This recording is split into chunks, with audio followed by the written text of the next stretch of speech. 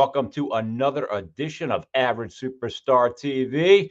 Let me just pump the brakes there and let everybody know that this is a rerun show from my years at Princeton Television with the great Adam Bierman.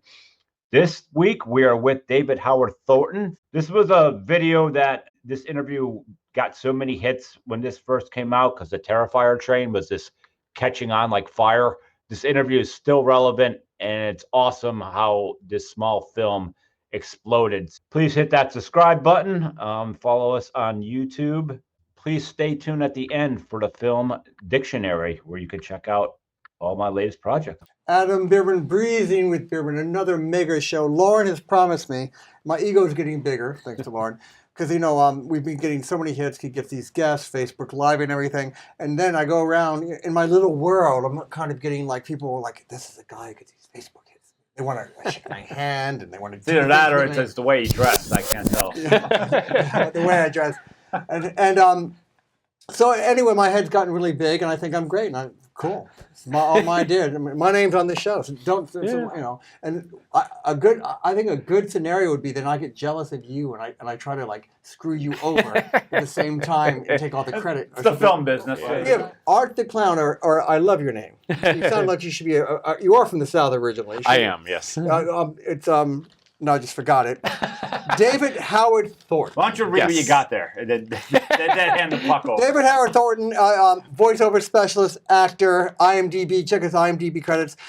And with all this talent and with his verbal acuity, you play, and I think it's somewhat terrifying, a clown, mute clown in The Terrifier, as we see in the back here. You should see it. Where can we see it again? Oh, wow. You can see it all over the place right now. We just recently got released on Redbox, so you can go and hopefully it's in stock. I've been understanding they've been running out a lot recently, so that's great.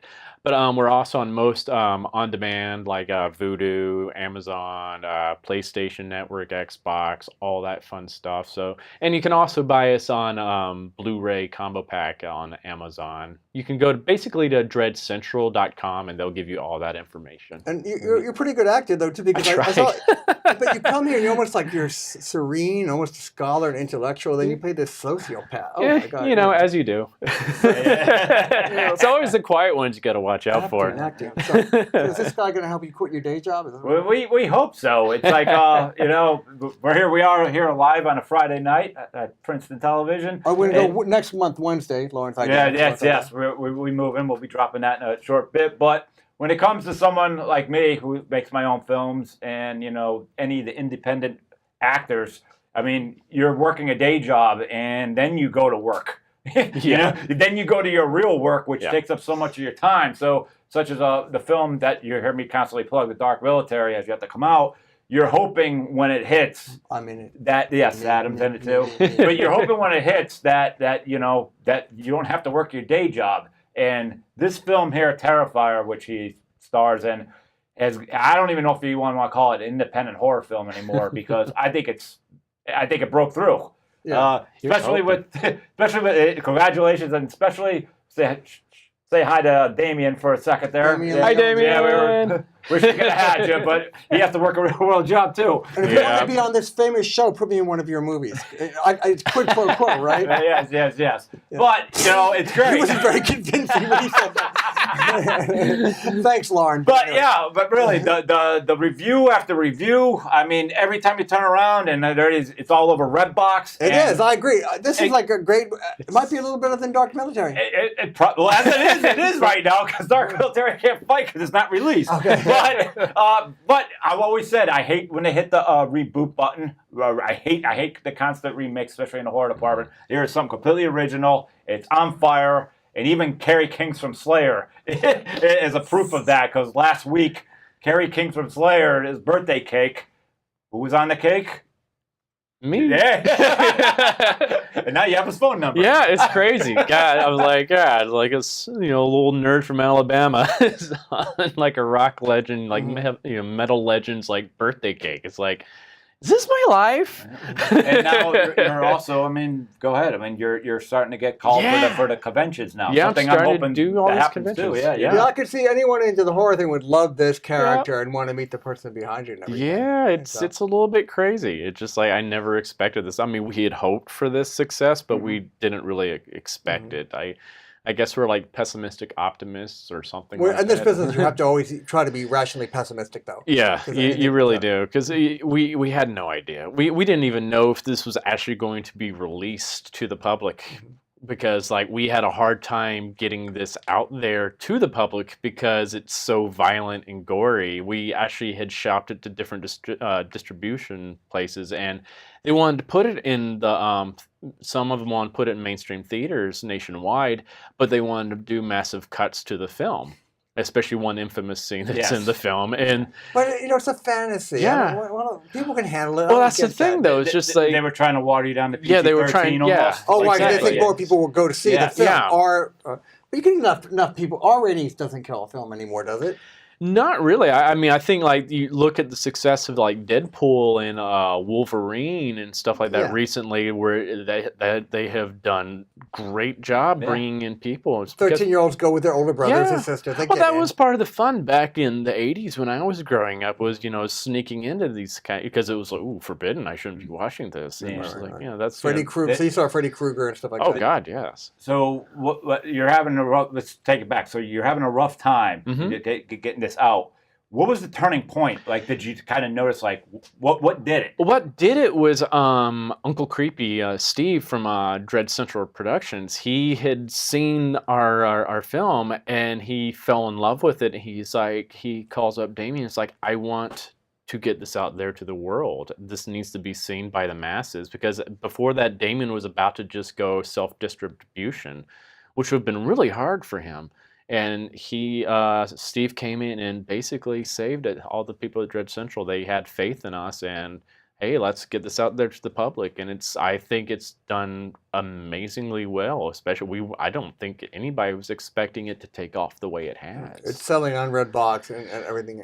Yeah, else. it's what's been weird about it is we still haven't gotten a lot of mainstream press coverage. We're starting to now, but like when we first released, leading up to the release, we weren't getting a lot of that kind of coverage. It was like through all the different like independent horror sites, the fan sites that were, that we were doing interviews with, and so they were the ones getting the word out. So really, what has given this film success has been the fans themselves. They have gotten out there and they have spread the word, and it's taking off by storm right now. We just, I think, recently got distribution out in Italy. Oh wow! And we're going international now with like UK. I think Tokyo has like Hong Kong, stuff like that. Australia, maybe not Tokyo. We'll get there eventually. So that was all through Dread Central. Dread Central, and then also UK distribution. They met up with them, Signature Entertainment, so they just started getting it out there, and it's just snowballing from there. And then when you have people like Carrie King putting their birthday cake, that helps us get out there even more. That was a lot of press I saw last week. Yeah, it's been nuts. It's been nuts. Now I'm just waiting for my Funko Pop figure. That's right. What about the paycheck? How does that work? Well, we'll see. We'll see how that goes with the sequel. That's where you could cash in if things keep going this way. Exactly. Yeah. But it's like hopefully there'll be money thrown at everyone for that. Yeah, we were very low budget, so it was like basically everybody worked on this for very little pay. And you said you filmed in Trenton mostly? Filmed in Trenton for a little bit, and then we also filmed out in Long Island, also Staten Island. For different. So the process of that, we talked about that earlier, but how long of the shoot was it? Well, originally it was supposed to be about 6 weeks, but we had some setbacks, as what happens, especially on independent films, and so it ended up being like a year and a half it took to film everything, because after we had a rough cut of it, we took it to Telluride Horror Festival, I think 2016, and we got some great feedback of that, and we realized let's put a little bit more into this, so we added some extra kills into the film, and help clarify a few things there. And, but one thing, your loquacious character, how did you kind of get into this role of being mute? And how do you get thespian, so to speak? Oh, well, I based my performance off the original actor that played Art. Actually, you just saw him right there. Is Mike Gianelli. He played him for the character back in the short film Terrifier and also All Hallows Eve. And he didn't come back for this, unfortunately for him, but unfortunately for me. Yes. So yeah, but so I did a lot. Like I watched his performance here, and gave me a lot of inspiration where Art was supposed to go, and I took that, and then I was like, okay, so he's a silent character. Everything has to be, there's a lot of clowning involved, so you have to delve into that type of acting. And I was like, well, what's the best point of reference for this? And I'm like, well, I went back and looked at the old silent films like Chaplin, Buster Keaton, even like Marx Brothers, like Harpo Marx was a big influence for me. Also, I looked. I grew up as a big, huge fan of Mr. Bean. My aunt gave me a whole. The English guy, Ron. Oh yes, he's wonderful, Amazing, great physical comedian. Right. And so I watched a whole I grew up on watching the box set of those videos back when I was a teenager, and even back then, I started incorporating a lot of that kind of physical comedy into what I did as an actor growing up doing children's theater back home in Huntsville. And you did children's theater I did. I did a whole lot of children's theater. I don't know if they're going to want you back. No. You didn't get the cheerleaders on Friday night. Oh, no. I was always this funny sidekick, and now look at me. So, doing this. So, and when you found out about this film, Art doesn't speak. So there's probably a part of you like, cool, I don't have to know any lines. Oh, I know. That was the nice part. But the other part probably had to be... You got to carry the film, though. It almost puts more pressure on you because you got your body language has to sell everything. Oh, exactly. Because as an actor, my skill set that I've always I thought was my strongest bit about myself as an actor is my voice. I do over 200 voices. Yeah, you're Mel Blanc. Yeah, Mel Blanc exactly. He was my big source of inspiration as a kid, and I wanted to be like him. I still want to be like the voice of Bugs Bunny one day. But that was my skill set. Every role I've played on stage and wherever else where I've spoken, I have tried to do a totally different voice for every character I've played. Oh. So Damien took away my biggest skill set with this. It's unless you want to do Art the Clown meets Bugs Bunny. Yeah. And you could do the voice of the Bugs. I like that it really was this silent though, because even when your character was struck in any way, you didn't grunt or nothing. I love that. I thought that was really cool. I intentionally tried to do in that. It too, even though you're not as psycho. Right. Even though clowns can be, you think clowns can be intrinsically evil? I don't. Oh yeah. Oh, definitely. I mean, you look at the Joker. There you go. Right, it's just the face. Is it that dichotomy though of the Joker? But your clown is supposed to be happy, but at the same time, this is. But I think that's what makes it really interesting. I think Art is happy. Oh yeah, he's having a blast. It's just like, look at this. He's getting ahead in life. He's over his head. How's the fan base been towards this reaching out to you as a person, saying? Oh, it's been great. It's just like it's kind of overwhelming in a lot of ways too, because it's like Are you being stalked or something? Or any probably. Groupies who love I have come some. clean at them. No, for the most part, they've been pretty cool. So I've. But how do they reach you? They get your email, usually, or so they show up on your Instagram, like Facebook, Twitter, and stuff like that. So I try to interact as much as I can. That's important, but you gotta, I guess, watch out. You don't want to do too much. Yeah, I've learned that too. I've learned that because I've always been a personal guy, and so I'm like, it's weird, but it's like it's gotten a little bit overwhelming at times where I get home and I have like tons of messages on like Facebook, and I'm like, oh God, I just want to go to bed. But I'm your best friend, dude. Yeah. I at least want to try to at least say hi or something like that to everybody, because I'm like, like I said earlier, it is the fans that have gotten this out there. And a personal touch like that can go a long way and everything. Yeah, but again, you don't want anyone in a clown outfit waiting for you by your doorstep. No, I've learned that I can't give out my address because I have a lot of people like, hey, can I get autographs and stuff like that? I'm like, I don't have a system for that yet. I haven't really thought that far ahead. You'll get to it. It's kind of exciting. This is like the beginning of what becomes something even bigger. You would never come on this show again, but it's cool. Cash in while we can. Exactly. Were you actually like? It's okay. I don't think you hurt anyone's feelings. But were you actually a horror fan growing up at all? I was, but I was a little bit late to the game because growing up, my mom was really afraid of horror films, and because of that. That kind of impacted me for the longest time. She wouldn't let you watch them, or she just wanted them in the house. Oh, she just hated. She was very easily scared. Like the original Fall of the House of Usher scared the crap out of my mom. Vincent Price. When I watched that like a few years ago, I was like, this is what scared her. It's like that's okay, thank you. But it wasn't until like my senior year of high school, back when like Scream 2 came out, which kind of dates me, But a lot of my friends, we finished up a show that night. They're like, hey, let's go out and see Scream 2. And it was as a group. And they're like, Dave, come on. I'm like, okay.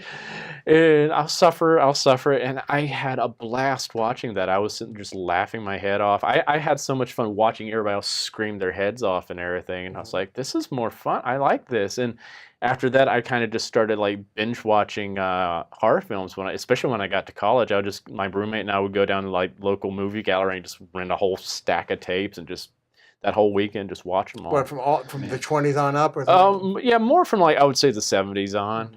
Yeah, it's like especially like Texas Chainsaw Massacre, all those. It was just like Omen, all that. It was just. Oh, the first Omen was pretty good. Oh God, yeah, that's one of my favorites. So good. I've always said I don't think a horror person makes it until a horror convention calls them. Yeah. And it's happened to you. You have a few of them coming up, right? I have a few. My first one's starting up in next month in Phoenix, Arizona. I'm going to Mad Monster Party, which is going to be epic because it's they're bringing Damien out there with me, and he's going to make me up in my makeup, which takes about 4 hours to put on. So I'm going to be doing photo ops with everybody, but the big draw, because at first he was kind of hesitant because he usually doesn't want me to appear in public as art. He wants to differentiate between the actor and the character. He would like more like the fans show up as art. Yeah. But this one is because they were saying, well, we're bringing Tom Savini out here to make up Kane Hodder as Jason, and we're bringing out Robert Englund and all these. Robert Englund, yeah, really? They're bringing him out. Tyler Mane, like one of the. He's Freddy Krueger. Yeah, it's like all the legends, like Andy from Child's Play. It's like the lineup they have. He's in the Dark Military. Yeah. Oh my God. Yeah. I'm in the Dark Military. So it's like we couldn't turn that down. That's what I'm all hoping for in the end when my film's released. I'm hoping to get the conventions to be those. I'll take that format. Yeah. That's a beautiful format, and congratulations. I'm just honored. It's an absolute because they have the legends of horror coming out to this thing.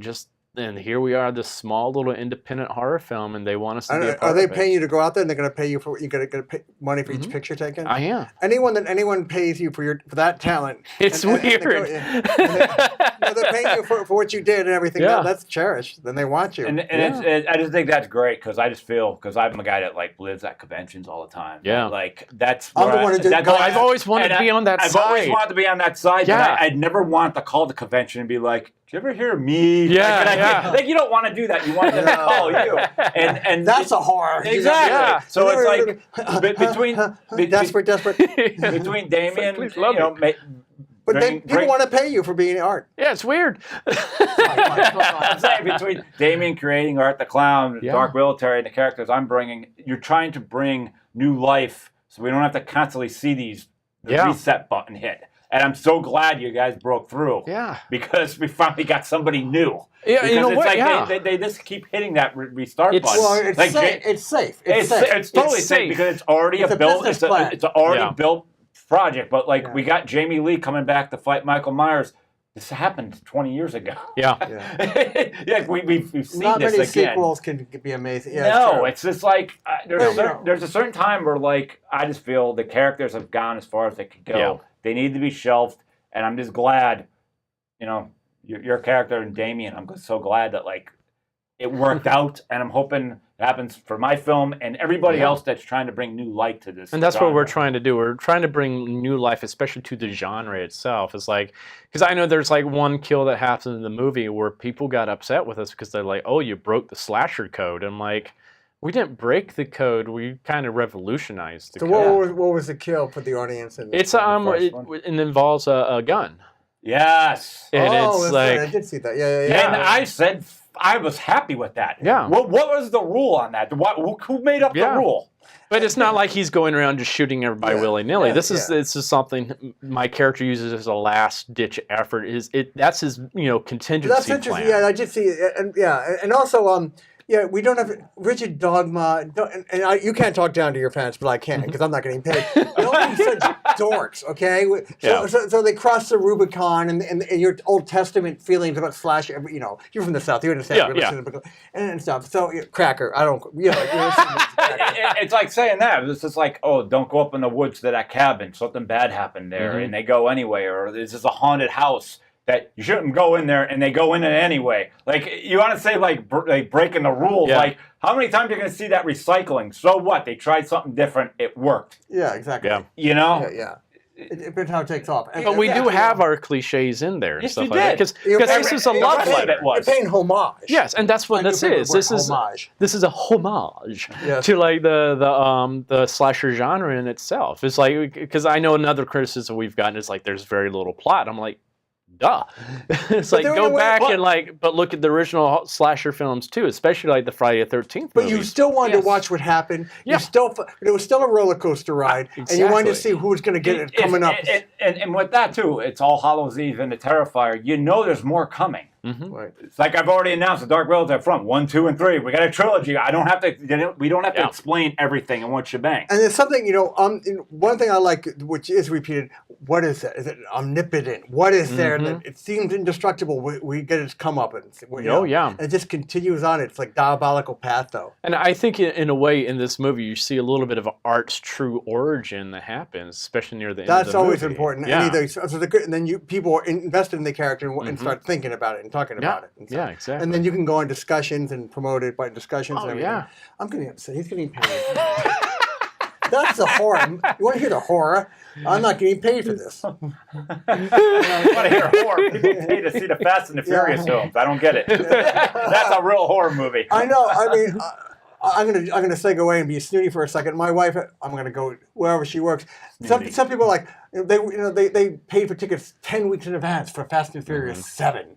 I mean, what the hell? Vroom, vroom. I just don't get that. I don't get the intelligent level. Yeah, it's going to be on HBO in 5 weeks, whatever. It's going to be and they all make $200,000. So the worldwide our audience, opinions don't matter. Worldwide audience, I guess. Again, but it goes well. What about you? Your IMDb, though, we can go back to the essential arts. You did children's theater, didn't you? I did. So did you get your ass kicked by jocks in high school? No, yeah. I was definitely like bullied a lot, especially in middle school. I mean, because I was actually a very short little nerdy kid. I didn't hit puberty until later on. Wow. And so I was like your this high school reunion, because you could. That's this year, actually. My 20-year reunion is this year. I know. I'm very tempted to. Like, hello. Something sad. I mean, and interesting though. You were thinking of getting a stable job and teach. Your mom died, and you said, "Fuck this. Maybe I should do my life. What I want." Yeah. Why your mother's death? Life is short, or your mom? Yeah, that was actually our last conversation with each other. Was just like she gave her blessing. She told me in her own way. It's like, look, you have certain gifts that you were born with that it would be a shame not to utilize. And it's like, don't do what you think you have to do with your life. Right. Do what you want to do with your life, because you only get one shot. It's a very simple distinction, but she was saying don't do the practical thing because you have talent. Yeah. She wasn't like blowing smoke up your... No, she was totally you had not. talent and everything. But she didn't want to tell me what to do with my life. And it wasn't until like a year later that I was in my internship in the schools, and I almost... to do that, I basically had a... hard too. Oh, yeah. Well, I almost had a nervous breakdown, basically. It was because like the month I went back to college to do my internship, like in a month's time, my dog died, my grandmother died, I had a friend commit suicide, and my sister married a homeless man. And I'm like... Your sister married a homeless man? Oh, yeah, that's my sister. You've got an interesting family. That's not the show happening. Oh, yeah. And so my whole brain's like, I was just like spiraling down, and I was like... I'm not happy. What's going to make me happy? And I had that epiphany one day doing story time with my students, doing all little voices and stuff like that. And I'm like, I enjoy entertaining my students, entertaining people more than I do teaching them. maybe that's what I truly need to do with my life. And I called my dad up and like, hey, Dad, this is what's going on. And I was expecting, because my dad's a NASA engineer, very practical. And pragmatic What's man. the bottom line? Can you actually support yourself doing this? Exactly. What are you going to be going through? And that's the exact conversation I was expecting. And then you're homeless after. Yeah. No. Oh, no. Total opposite happened. He's like, yeah, your mom and I always thought that's what you needed to do with your life. We just didn't want to tell you. No, I mean, you became homeless because you became an actor. So what happened? So how did you start paying the rent then? I just I lived with my dad for about a year or so after that. Yeah, because I just want to make sure he wasn't on his. Also, he couldn't function on his own. Oh, okay. He's a NASA engineer. The engineer. We have a joke in my hometown. It's like, oh, they're engineers. Like engineers are they're so. My mom would say he's so smart, he's stupid. Mm-hmm. And he's so focused on what he's doing. Yeah, and they just everything else about life.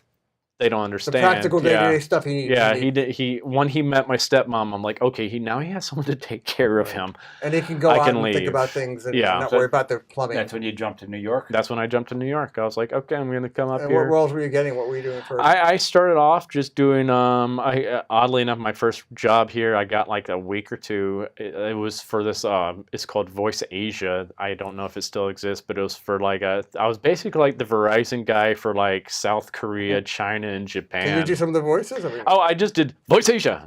And they had little things. It was like a little. Wasn't cultural appropriation or anything? No, because it was weird, but it was like Voice Asia. Yeah, it was like they did other stuff, and I was like Voice Asia. That was like the tagline for it. So it's like, this is weird. And you got paid. I got paid for it, and then I did like a little theater here and there, and I toured for 5 years with. So you have talent. You worked. You got jobs. I did. I kept working, but I did anything. I wasn't trying to limit myself. Yeah, and to top it all, if you're in New York, you have to have roommates. No matter what, you're not really financially set because it's New York. Yeah, still waited tables too. I still wait tables, unfortunately. Which is kind of weird. Where I'm like, people have tattoos too for them. Yeah, people have tattoos. Yeah, people have tattoos of me, but let me take off this extra people inch have tattoos of you. Right? Yeah, it's weird. You keep on forgetting it's a weird. I mean, Kevin Bacon after Animal House, he wanted to make sure his waiter job was still waiting for him. He quit the night. He quit the night of the premiere. He walked out. He kept saying like, "I'm too good. You have no idea what's about to happen." Yeah. He walked out. He didn't say he quit, but he just walked out. He went to the premiere. He couldn't get in because he didn't like really have like like he kept saying, "I'm in the movie," and they're like, "Stay on that side, stay outside." Like, so the cast came by and said, "Him too." They let him through, and he thought, "Girls, press, media," and all they were doing was paying attention to Belushi, and all. And he was left out. So at the end, he was still too young. He couldn't go to the after party. He humbly walked back and just picked up his apron and went right back to work the same night. That's how it goes. He probably got paid once. That movie was made on a small budget. In Oregon, Astoria, University of Oregon. Even Karen Allen said like she did that movie and then she went and did The Wanderers and she kept saying, "I'm in this movie called Animal House. I'm in this movie called," but you have to wait a year for it to come out. So she's just waiting. Yeah. She's still struggling, waiting as in hopes, which it did, and it helped her catapult her. But you're just stuck. You're waiting. Yeah. It doesn't happen overnight. So you still waiter? Yeah, I still do. Yeah. and if you get a bad tip the next time, do you come back in a diabolical? I would love to. No. How did you find out about the role? I found out about the role, oddly enough, just through Actors Access, which is like an actor's website. Yes. Yeah. You actually get jobs on that? Yeah, I did. And backstage is the main too. Yeah, just I saw the posting for it because I needed a tall, skinny guy that had like physical comedy or How many other people showed up? I have no idea. I showed up there, but they didn't give me a script or anything because Art doesn't talk. But I'm in the room, and there are all these other people there that had scripts for auditioning for other roles, and I'm like, am I missing out here? And I go in the room, like, so, what do you want me to do? And they're like, just come up with a scene where you just behead a guy. And I'm like, oh, well, can I have a few minutes just to think of something? Like, no, just do it off the top of your head. So I'm like, oh, okay, great. Okay, here we go. And I just like came up with a scene. Thank God I have improv training. Thank God I have improv training. And it just came up with the scene where I like skip in and like cartoonishly sneak up behind a guy, knock him in the head, have my bag of stuff, and I take out a hacksaw. Mimed all of this and sawed off the guy's head. And you kind of tilted your head? Yeah, doing all those, be quiet and all that kind of stuff, and pick up the head. I'm like, So I take out a salt shaker, season it. I'm you're mocking him. Yeah. It's like, you taste good. Throw them in the bag for a snack for later, sling it over my shoulder, and I skipped out of there. And I think that's what booked it. You got a call later? Or they just started laughing right there. They're like, so you want to come in for a makeup test? Funny enough. Did half the budget go to the makeup? I would think so, yeah. And Damien did actually all the makeup himself, too. How many hours again was that? That was about 4 hours. And they took it off at the end of the day? Yeah, that was another hour. But sometimes, it would depend because since Damien was doing the makeup, he would sometimes have to leave me to go set up shots or go film. So I would sometimes be there for like 8 hours just sitting in the chair waiting for it to all be finished. That's another part of acting, though. Can you be ready to do your part and act and get their character? Yeah. You sit there probably stifling. Oh, yeah. What time are you? What season was this when you were? This was fall, winter. So okay, so I've experienced. Yeah, so the warehouse was that just very freezing? cold. We had no heat there. We just had little heat lamps, and it was we had no running water in that building, so we had to go out there to like oh boy. Yeah. It's like we had like a little porta potty outside that we'd have to go, so it would be freezing cold out there. And the one that had it worse was poor Catherine, though, for her infamous hacksaw scene. It's just those women were pretty hot, though, too. You got some hot actresses, which is always sex appeal and death. But they're just beautiful on the inside, too. Oh, like stop. Who cares? No, I'm serious. Yes. I don't actually. We went to meet you, Mama. No, I'm serious, though. I'm like, I have all the respect in the world. How are they beautiful on the inside? What they suffered with you for as a person. They're awesome. Yeah. They're just awesome. They just kick-ass ladies. You're really like a metrosexual. I mean, you're a great actor. You're a killer. You didn't have any like the torpedo heaters maybe kind of going in her direction for that one scene? During that one scene? Like, is that like a metaphor? Oh, a metaphor for that scene, no, we didn't because we just had to eat it. That was in January when we filmed that, and it was about 20 degrees that night. Her. Yeah. And she had to be in that position naked with blood going down her. Wow. Yeah, and it was freezing cold. I'm sure that scene wasn't over with in a matter of 5 minutes. We would only let her hang upside down for like 30 seconds at a time because we don't want her to get hurt or anything like that. And so we had an apparatus built so we could sling her back up, let her rest and everything. But still, she even got sick after that because of all the blood constantly going. I mean, she went through hell. It's good to be. Oh, I guess you can stand on your head, but not, I guess, suspended in air. And everything. Yeah, it was just the constant up and down. She could get pneumonia, too. Yeah, she got pneumonia, I think, too. Oh, my God. She got sick. Talk about giving up for your heart. Yeah. Oh, even before this, when they made the full body cast. A little bit like Neve Campbell. Oh, yeah. Jenny, But they made a full body cast of her, and they forgot to put the releasing agent on it, so she got stuck in the mold too. So Catherine went through all kinds of hell for this, but like she's our MVP, I would say. It's just like really. What were the two main actresses? Were they from New York? Jenna lives down in Atlanta still. Okay. But Catherine and Samantha live here in New York as well. Okay. So they did a great job. Yeah. I mean, they could scream the whole. Oh yeah. You think they're actually scared sometimes, though? I don't know. You would have to ask them. How did you actually find out Carrie King's from Slayer? Like, how did you get it to you? How did the information land in your lap? Gosh. It was one of his friends. His friend said, "Hey, he contacted me on Instagram. He's like, hey, his birthday's tomorrow. It would be awesome. He's a huge fan of yours. Here's his number. Send him a text and wish him happy birthday." I'm like, hell yes, I will. And then he sent me the picture of himself with a cake, and everyone like, oh my God, dude. Who is this guy, Carrie King Slayer? He's like the group Slayer? Yeah. The band Slayer. Oh, really? Yeah. See, I kept on thinking the band. I thought it was like a movie. Yeah. Wow, the guy. Oh, yeah. That was big publicity last week. Huge publicity for this movie. Yeah. Whoa, okay, that's what you're talking about. Yeah. Slayer's still very big. Oh my God! So he's probably write a song about you. Oh, that would be awesome. Death metal, something. Yeah. Well, this is their final tour. Maybe they can do one more album. Yeah, who knows?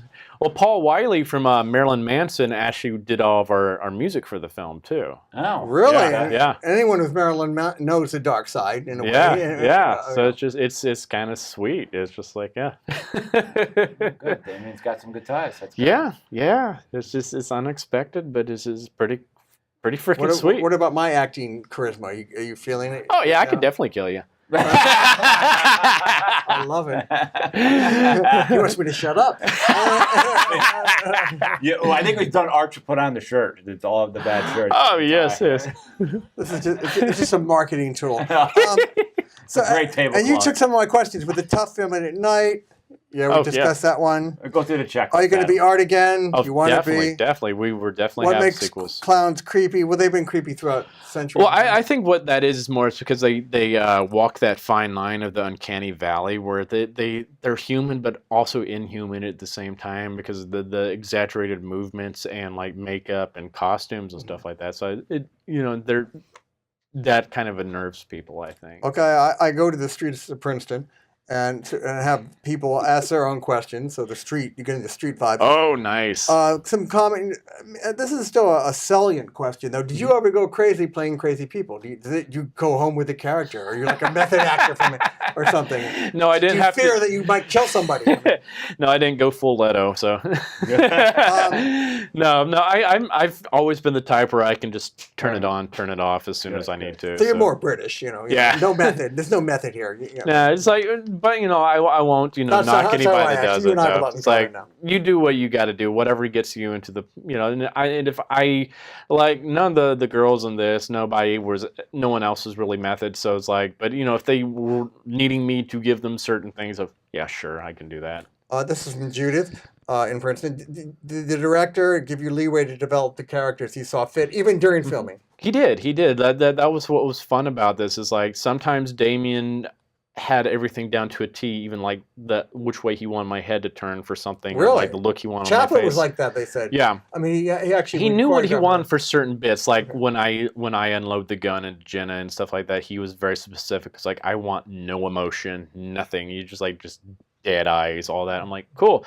But then like other scenes, like the diner scene where I'm making all the faces and stuff like that, or like when I'm my Buffalo Bill scene, he just gave me free range to just play around and see what I came up with, and he would just let the camera roll. Like the Buffalo Bill scene, we actually did 2 different takes of that, where the other version I had like the baby doll, and I was using the baby doll to help me find the girl, and the baby doll was talking to me. I was doing some puppetry with it and stuff. So it was it's fun. It's like I think that's how Damien and I work really well with each other. It's like we have that mutual respect in each other's abilities, so we can I know. So he's confident. Yeah, he's confident. We're both confident in each other. So it's like. Can you do a Mr. Rogers impersonation? This is my question. What would Mr. Rogers say if he met Arthur Clown? He'll probably bring out the middle finger routine again. Of like, where is? He's gonna go like, isn't it nice, Papa? Yeah. What's your anger? It's like, it's like here. How much, as Damien as a director, how much? I mean, he probably took a lot of bullets getting this film together. I mean, between working his real world job and. You said the location. He sacrificed a lot. Sacrificed a lot, and in the location, you said you had some problems with that. I mean, he went through a lot for you guys. Huh? He did. He really did. But he and our producers, everybody involved with them, there was a lot of sacrifices people had to make just to get it made. And the southern accent's starting to come. Oh, there it comes out at times. They were terrible. Yeah, because. So and when you're doing any research or add-on, you got to cart all that stuff from New York back over here. Right? We had times where like the cars would break down, and we're like, oh God! And it was the one night where it's like pouring rain, and like one of the cars broke down and had all the equipment in it. We're like, oh God! Were you in Trenton at this time? On Perry? No. We were actually in New Jersey, but not in Trenton. I can't remember where it was, but it was like, oh God, how are we going to get all this stuff? And you had to work the next day, your day job. Yeah, but we ended up making it. We just ended up having to carry things back and forth, and Yeah, I think that we also like ended up almost having to push the car there. It was just like we were just following the cars going very slowly because it was start and stop, start. It was like, And, you know, and it was over a year. yeah. So you had also not so much you, but your female actors had to keep the same appearance that entire. They couldn't change continuity, their look. Right. Yeah. Luckily, like for a lot of that, we had finished a lot of their scenes. Like Jenna, she ended up having to film we did all of her stuff first because she had Atlanta. Yes, because she went to go film the Bye Bye Man the week after we were done with her. So she literally left us, and 2 days later was starting to film Bye Bye Man. So we did all of her stuff, but like we actually brought in a body double for her for one part and stuff like that too, just because we just need a dead body there and someone that could fit. But yeah. But other than that, it was I guess with Samantha and stuff like that, they just kept the same hair length and stuff like that. The location, the warehouse, was there. Was it so far deep back that you could actually technically be shooting in the daytime, or were there windows like you only could shoot at night? Yeah, we could only shoot at night. So everything was night shoots. Yeah. Wow, and then you went to work. Yeah, we would sometimes have to race the sun, which was a pain. We did too. We did the same thing. So yeah, I know what that's like. What about the police? You never have any permits for some of these places? Yeah, well, I don't know. But there was one night where police did arrive on set, though, and that's I think that like my favorite story that ever happened on set was like it was when we were shooting in Trenton, and it's like they were filming a scene with Jenna and I think. And I'm sitting there just waiting in the room, and I hear this argument happening outside the window. And so I'm watching the argument. I forget what I looked like because I was already in full makeup. I had blood all over me, everything like that. And and these two women out there arguing, and one of them looks up and sees this clown, and I stupid me, I was like, hi. Take off running, and about 15 minutes later, Damien and Phil, our producer, come in. Dave. So we have some friends out here we want you to meet. But don't come out till we tell you to. So I'm like, okay, cool. So there's like this big roll-up garage door and stuff like that. So I'm on the other side just like, okay, what's going on? Have no idea what I'm about to encounter. And they're like, Dave, come out. So I roll up the garage door, and I see about 10 to 15 of Trenton's finest out there in like full riot gear. Jesus. Wow. They're like ready to go to war. And I'm like, camera should have been rolling for that. Yeah. I'm like, what's up, guys? Yeah. And they just die laughing. They're like, oh, man. You probably made their day. They see so much crap have to do with her. Yeah, they're like, we would have shot you on sight if you came out first. Wow. I'm like, I believe it. I was a freak show coming out. So they were putting the fire out and saying, a joke would bring him out. Yeah, and I'm like, oh. And then they're all happy with you. Oh, yeah, they're all taking pictures, but there's this one cop that was afraid of me. He would not come near. Had a huge phobia of clowns. But you gave him something different. I mean, they see so much, Trenton can be pretty rough. Man. Yeah. We had a still photographer. Oh, yeah. It was, one of them even was like, hey, we got a body down at the station right now. If you need a body, we can bring it. I'm like, so they're into it. Yeah, I'm like, against the law. I don't know if he was joking or not. Maybe not. I'm like, of course, like the one I was really known for back in especially college was Barney Fife, because especially growing up in the South. Well, Andy, how do you... Well, Andy, down here in Mayberry, someone comes in there, this little clown guy, and I'm like, I gotta nip him in the bud. Yep. Say this, Andy, I shot myself in the foot again. What can I take? Andy, I shot myself in the foot. That's something again. he would do. Yeah. What else we got from back in that day? Oh gosh, I'm like, I can do so many cartoon characters. It's Skipper? Skipper? No, I can't do Skipper. No, George Jetson? Yeah, no, but he's Fred. Yeah, fine. Yeah, man. You have Dino there for like whoa, Scoob. That's perfect. We gotta get out of here. Yeah, this is extremely scary. God, you can parrot anything. I mean, how do you do it? You have a natural talent? I don't know. It's just something I can do. That sounds just like something you just hear the voice and you can channel it? It's you have... Lois. Yeah. If you ever have a kid, you can entertain him for her. I can entertain myself for hours. It's just like, you got pregnant. You're a genius. It's just like, they're all there. They're all just sitting up there like... My first one was Goofy. I learned how to do him in first grade because a girl handed me a note in class while we were having story time. It was a Mickey Mouse book, and she's like, "You want to be my boyfriend?" I'm like, yeah. And I'm like, "Oh, there's Goofy." And it's like, there we go. And that just snowballed from there. It's like, I think today is the 30th anniversary of Who Framed Roger Rabbit. Yes, it is. And that is actually the movie that got me into wanting to learn how to do voices, because that's when I learned Mel Blanc did all of those characters. Right, and, he was still alive at that time, right? Yeah, Right. yeah. And so that I always credit that movie. That's like my favorite. And I'm actually probably the only person I know that can do the actual Roger Rabbit other than Charles Fleischer. So like, play Eddie. Yeah. Because everybody else says no, Charles Fleischer did it with his cheek, did the so I taught myself how to do that as a kid. It was just like... And Mel Blanc, it doesn't get the credit. I mean, people might know him, but gosh. he was like, he was like amazing. God. He was there at the beginning, he was there at the end, he did all the characters, he was just too iconic. He did everybody. It was just like, I mean, he set the standard forever. Oh, basically. Yes. I love him. It's just like... You never met him, I guess. So I wish I had. I remember when he died, it just broke my heart. No, people did realize, because a lot of people didn't realize that was the guy behind all those voices, even little kids. That was who did that. Yeah. That's all, folks. Can you do any, like, even if it's kind of satire, can you do any famous actors? Anything? Jeez. Can you do Christopher Walken? Sometimes I feel like killing people. What are you gonna do? What are you gonna do? Any South Park? Hold on. If we're gonna come down and we're gonna. I can go forever. What about Brando? You come to me on the day of my daughter's wedding. Expect me to do this. Yeah, it's just great. I don't do as many famous people though. It's just like I don't know why. You can't do Mickey from Rocky. Come on, Rocky. That's a hard one. He's a very dangerous person.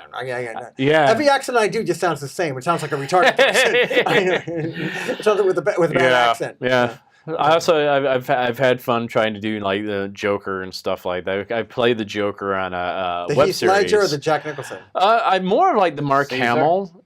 Caesar as well.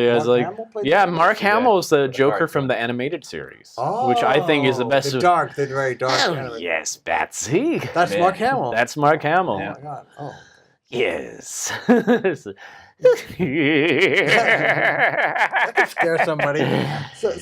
So if you go on a date with with those hot girls, you could entertain them then. You could be suave, you could be debonair, you could probably just be happy they're somewhere warm. Yeah. Just keep them warm. What about, do you have a love life now? Is your life too much in flux? I've been single for about 7 years actually. Why? Because of work and I've been more married to like it's especially in New York City, it's so hard to date because you're trying to sync up your schedule without some miles out. I mean I can't even date people in Brooklyn because that's like a 2-hour subway ride. Wow. It's just it sucks. But you have to take that job. You have to be ready to go, and you still have to have a day job. That's how all New Yorkers are. Yeah, everybody has a schedule. Everybody's doing their own thing, and it's just even with all those people, really. Yeah, it's weird. It was so much easier dating when I lived in Alabama. Mm-hmm.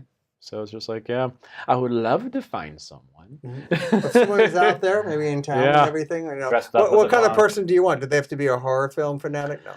I don't know. I know my type when I see it, but I can't really tell you what it is. It's just I just know it when I find it. I don't know. I've dated all types. Match.com wouldn't work for you then. Especially if you put that picture on of art. Yeah. Maybe it would. I actually tried to have that as like my Tinder profile picture. They're like, this is not you. And I'm like, no, it is me. It is me. Tinder's denying it. Yeah. I was like, oh, come on. But I mean, I have definitely heard from a lot of females. I've been talking to some. Who love this whole thing. See how this convention run does. Yeah. Serious. I have been talking to a few, and it's like, we'll see. But none of them live in New York. Or do they want you? That's what I don't know. I'm like, that's kind of my fear too. Is like I would like someone to like me for me, but you just never know. But I'm like, it's just funny because all the ones I'm hearing from, none of them live in New York City. I'm like, well, that's fun. we're gonna do 2 quick plugs here. One is in Philadelphia, July 19th and the 21st, Liberty Massacre. Oh, I can definitely make the 19th. 19th is the Thursday. Thursday. That's at a different venue than the Truck. It's it's Time Mug, the coffee shop. But the 21st, we got. I'm gonna go. You're gonna pay no attention to me, too. I don't know him. No, yeah, we'll bring your tablecloth up on stage. Okay. But we got about 30 short films from around the world going on that day. You'll see a live taping of Average Superstar. And they've gotten TV. better and better. You really have. You've been By far, yeah. We got vendors, we got cosplayers, and after the award show, we're going to close the night off with a classic feature of the Monster Squad. Nice. Yes, Wolfman's got nards. So, yeah, it's a great time, and we'll have classic horror trailers playing in between, which I'll be are there. No always one's paying priceless. me to be there, but I'll be there. Yes, Adam will finally be there. July And- 19th, I'm definitely there. And for you, we look into this All right, world cool. and just plug the movie, yourself, or anything we need to know. Definitely check out Terrifier. We've recently released on Redbox, so you can find us there. Hopefully, we'll be releasing some more platforms later on, but you can find us on most on-demand platforms as well. I'm also, you can find me on Instagram under David Howard Thornton. Same thing with Twitter. I think I'm David H. Thornton on there. Facebook as well. Also, I will start making appearances at conventions coming up. I know my first one's going to be at Mad Monster Party in Phoenix, Arizona, but I think my new appearance manager is trying to get me into Chiller here in October. Jersey, Yeah, so that's going to be awesome. So stay tuned for all those announcements